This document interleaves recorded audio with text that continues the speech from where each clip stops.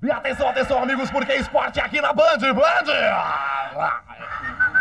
25 segundos, primeiro tempo. E a bola pela ponta direita, a bola rapidinho, passa pela ponta esquerda. E atenção, lateral! Marque sentiu. Lateral perigosíssimo, pela ponta esquerda, a bola rapidinho, atenção. E olha o gol!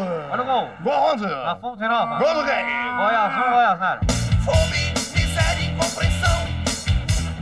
O Brasil é campeão. Acho que o esporte do Rio de Janeiro, futebol, é muito maneiro. Em São Paulo, né, meu? O futebol é da hora, né, meu? Mas como eu sou corintiano, meu amigo, quem vai ganhar é o Fluminense, tá entendendo? E acho que o futebol é uma caixinha de surpresa, um Kinder Ovo.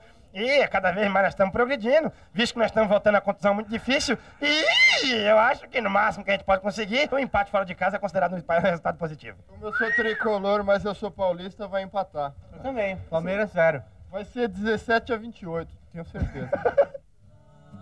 Sábado de sol, aluguei